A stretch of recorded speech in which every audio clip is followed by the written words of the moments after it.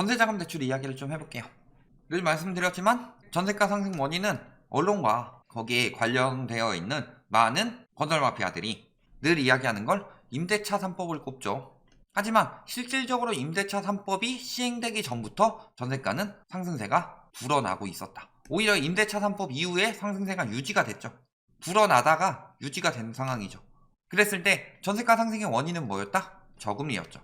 그래서 전세가가 언제부터 상승세가 갑자기 높아졌다? 20년 5월부터였죠.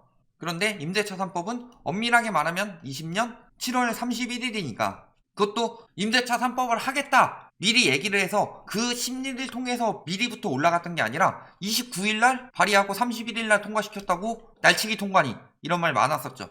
그랬을 때 5월에 영향을 준 것은 임대차법과는 전혀 관련이 없다. 6월도 마찬가지고 7월도 마찬가지죠. 8월부터 상승폭이 높아졌다면 임대차 3법 때문이었을 테지만 8월부터 늘어난 게 아니었죠. 5월부터 늘어났다. 그 이유는 5월에 금리가 0.5%가 됐죠. 기준금리가. 그랬을 때 전세가 상승에 가장 영향을 많이 미친 것은 금리였다. 그러니까 지금 21년 8월 그리고 11월 그리고 22년 1월에 세 차례 금리 인상을 했죠. 거의 뭐 두 번째 금리 인상 때부터 영향이 나타났죠. 그러니까 어떻게 돼요? 전세가가 떨어지기 시작했다. 그래서 11월에 나타났는데 왜 인제서야 떨어졌다고 하냐? 보통 정부 통계나 KB 통계나 항상 신고일 30일 때문에 거의 한 달 정도 걸리죠. 지표가 나타나는데 거기다가 또 정부 통계, KB 통계 이런 것들이 어떤 것들을 반영해요? 뭐 KB 통계 같은 경우 호가를 반영하고 그 다음에 부동산원 통계 같은 경우도 기존 실거래가를 어느 정도 반영하죠. 그러니까 문제가 생기는 게 뭐냐면 실거래 가격 지수는 떨어지는데 매매 가격 지수는 올라가고 있더라. 하지만 이미 떨어지고 있는 단지들이 많아서 실거래 가격 지수 하락하고 있으니까 이게 매매 가격 지수로 넘어올 것이다. 이런 말씀 많이 드렸었죠. 그랬을 때 실거래 가격 지수가 언제부터 떨어졌다? 11월. 그러니까 핵심은 금리였죠. 그래서 저금리를 이용해서 무슨 일을 했다? 저금리에다가 전세자금 대출은 보통 한 80% 나오죠. 그러니까 한도가 굉장히 높다. 그러니까 예를 들어서 5억짜리 전세자금 대출을 들어갈 때 예를 들어서 여기가 1억에 100만원 정도 했다. 그랬을 때 여기서 4억을 대출을 받으니까 대출 이자가 한 80만원밖에 안 되더라. 그렇다면 월세 내가 20만원 더 내느니 월 20만원이면 1년이면 240만원인데 거의 웬만한 사람 한 달 월급 정도 되죠. 사회초년생. 그러니까 다 이걸로 갈아탄 거죠. 그럼에도 불구하고 공급 부족이 절대 아닌 상황이고 전세 가격까지 올리니까 무슨 일이 벌어졌어요? 전세 매물이 쌓였죠. 전세 매물이 쌓이더라도 이렇게 갈아타려는 수요가 계속 있고 그렇기 때문에 전세가를 올릴 수 있었는데 지금은 얘가 110만원 막 102만원 막 이런 식으로 나와요. 그러면은 전세는 보증금을 보전받기도 힘들죠. 월세 같은 경우는 보증금이 크지 않기 때문에 대부분 보전받을 수 있는 경우가 많은데 전세 같은 경우는 집주인이 배째에 사는 경우도 많잖아요. 그러니까 비슷만 해도 월세가 차라리 나을 텐데 비슷하지도 않고 오히려 전세가 더 비싸게 느껴지니까 월세로 가는 거죠. 이거를 전세의 월세화라고 하고 있는데 엄밀하게 말하면 원래 월세 살던 사람들이 돌아가고 있는 거죠. 원래 전세 살던 사람들은 지금 재계약하시는 분들이 가장 문제죠. 그러니까 그런 거 한 번씩 버틸 수 있으라고 임대차사법에서 계약갱신 청구권이랑 전세가 상한제가 나온 거고. 자, 그래서 가계대출 8개월 만에 감소 전환했는데 전세자금 대출이 감소하기 시작했다. 많이 감소하진 않았어요. 1817억이 큰돈이 아니다 이게 아니라 우리나라 전체로 보는 거니까 그렇게 많이 감소했다라고 보기는 힘들지만 핵심은 뭐예요? 작년 9월 기사였죠. 올해 증가한 가계대출 중 52%가 전세자금 대출이었다. 이 정도로 전세 대출을 엄청나게 많이 받았는데 지금은 안 받고 있다는 거죠. 받기는커녕 전세 받은 사람들이 갚고 월세로 바꾸고 있다는 얘기죠. 왜냐면 금리가 엄청나게 올랐기 때문에. 전세자금 대출 금리가 5% 시대예요. 뭐 국가에서 뭐 은행에서 뭐 돈 빼간다 이렇게 힘든 상황이 그게 아니라 그 전까지 누렸던 혜택이 엄청나게 큰 거다 사실. 전월세 전환율 2%잖아요. 왜 2%로 잡았겠어요? 무리하게 대출받아서 전세 들어가는 게 문제였죠. 전세가 상승의 핵심은 그거였다. 그러니까 MB 때도 매매가 떨어질 때 전세가가 올라갔었고 그거 다 전세 대출 풀어줘서 생긴 일들이잖아요. 그런데 전세 대출 한도를 누군가 한번 풀어놓으면 다시 잡을 수가 없다. 이건 당연하죠. 대출 나오던 사람들이 갑자기 안 나오게 된다. 처음부터 안 나왔으면 상관이 없는데 나오던 사람들이 안 나오게 되면은 곳곳에서 문제가 터져 나올 수 있죠. 그러니까 잡을 수 있는 방법은 금리뿐이었고, 금리를 사실 이번 정부에서 굉장히 늦게 올린 건 큰 실책이다. 여러 가지 뭐 생각을 많이 했겠죠. 경제가 뭐 상황이 이렇고 미국에선 2015년부터 올려도 우리나라 미국보다 더 저금리로 갔던 것들이 문제가 컸었죠.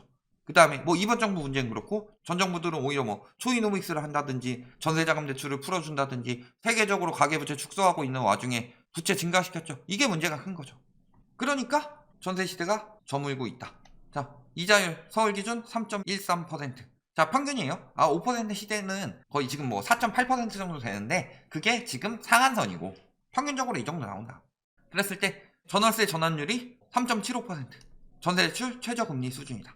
그러니까 지금 월세로 돌아서고 있는 거다. 그런데 문제는 뭐예요? 지금 뭐 보증금 마련이 어렵게 되면 이게 핵심이죠. 보증금 마련이 쉽게 되냐.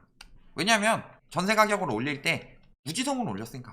그 세입자 부담으로 돌아간다 뭐 이딴 이야기 하고 있는데 세입자 부담으로 돌아가는 일이 없어요. 왜? 올릴 수 있으면 최대한 원래 올리니까. 보유세 부담이 되든 안 되든 갭투기꾼이든 뭐 월세를 받으시는 분들이든 올리려면 최대한 올린다. 무조건. 웬만하면은 진짜 대부분은 올릴 수 있는 최대한 한도로 올리기 때문에 보유세가 강화돼서 전세 가격이 더 올라가고 월세 가격이 더 올라간다는 건 말이 안 된다. 갭투기가 전세 보증금이랑 매매 가격에 갭으로 투기하는 거죠. 그런데 매매 가격을 올리기 위해서는 뭘 올려야 돼요? 이 갭을 똑같이 유지를 해줘야지 황금성이 높아질 거 아니에요. 갭이 벌어지게 되면 황금성이 떨어진다. 그러니까 매매가 올리기 위해선 전세가를 올리는 수밖에 없어요. 근데 뭐 여태까지는 그래서 안 올렸던 것처럼 말하고 있어. 그런데 문제는 전세자금을 돌려줄 돈이 없죠. 지금도 기사 보면은 대위 변제금이 계속 늘어나고 있다. 대위 변제금이 왜 계속 늘어나요? 전세보증보험 가입한 사람들이 늘어나서 돌려주지 못하는 사람들이 많다. 그런데 지금 허그에서 회수 들어오게 되면은 굉장히 위험하죠. 왜냐면은 세입자야. 배째라 법대로 해라. 인정에 호소하면서 내가 지금 다음 세입자를 못 구해서 기다려달라. 막 이런 것들이 다 통하는 사람들도 있는데 허그에는 안 통하잖아요. 그러니까 이제서야 부랴부랴 전세금 돌려줘야 되고 혹은 역전세 나는 부분에 대해서는 차익을 돌려줘야 되니까 지금 보증금 반환이 막막하죠. 복비도 내준다고 할 정도로. 근데 무슨 전세가를 올려요? 하반기 되면 전세가 올라갈 것 같아요? 하반기 되면 전세가 오른다는 이야기가 요거잖아요. 갱신 계약이랑 비갱신 계약이랑 이 차이가 크니까 요만큼 올라간다 이 얘기죠. 그런데 지금 KB나 이런 데서 나타내는 전세 시세는 다 요걸로 나타내고 있어요. 왜? 갱신 계약을 신고 잘 안 하니까. 그런데 얘가 이렇게 올라갔으니까 벌어진 거죠? 떨어지면 어떻게 돼요? 강남 학군지 요즘에 맨날 뭐라 그래요? 얼마 전에 다루기도 했는데 뭐 수능 강화되면 학군지 집값 오르고 뭐 한다. 아니었죠. 그리고 수능 강화되고 뭐 이 이야기는 계속 나오고 있었는데 지금 어때요?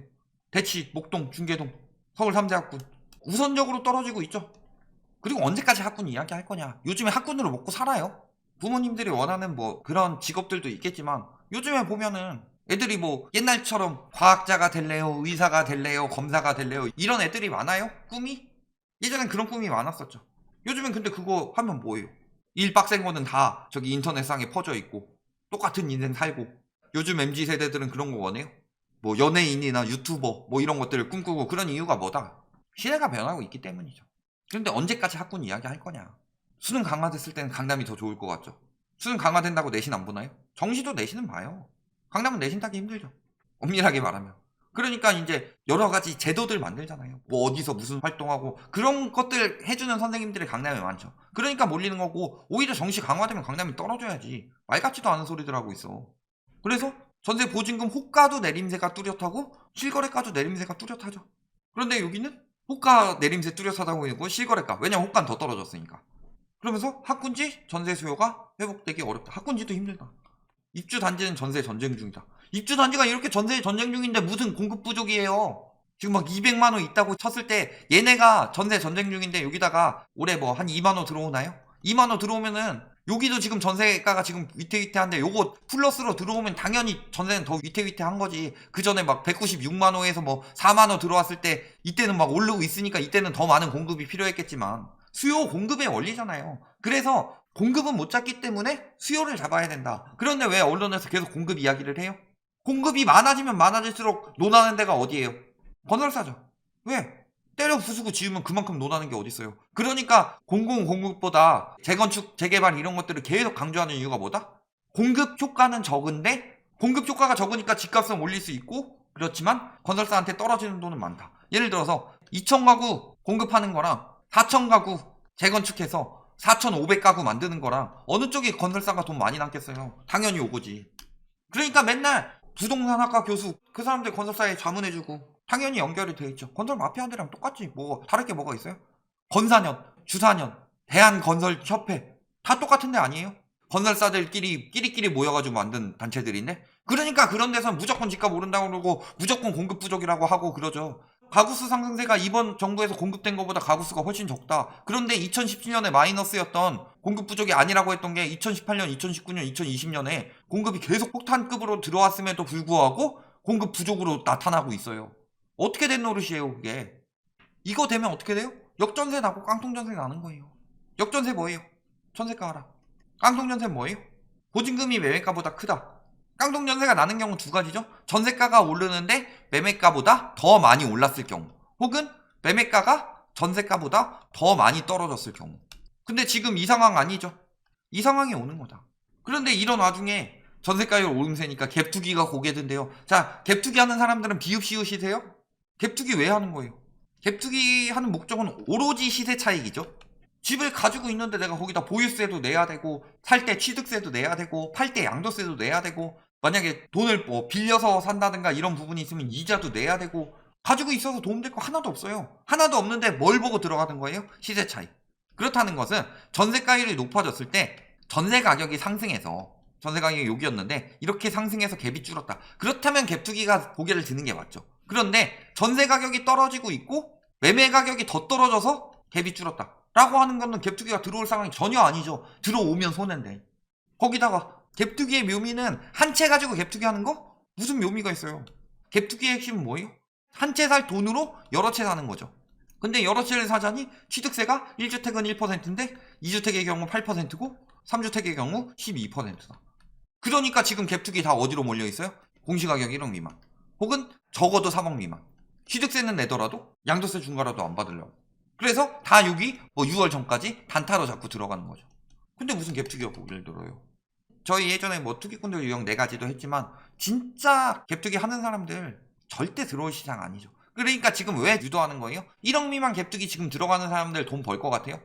아니죠. 돈 번 거를 그들이 차익 남기고 가는 거를 지금 뭐 부동산 아니면 뭐 죽는다, 돈 버는 법, 재테크하는 법, 파이어족 되는 법 해가지고 뭐 부동산 갭투기 이런 걸 이제서야 알려주고 있죠. 왜? 지금은 돈이 안 되니까. 돈이 되는 시기에는 지들이 헤쳐먹었지. 그러니까 지금 갭투기 하는 사람들은 뭐예요?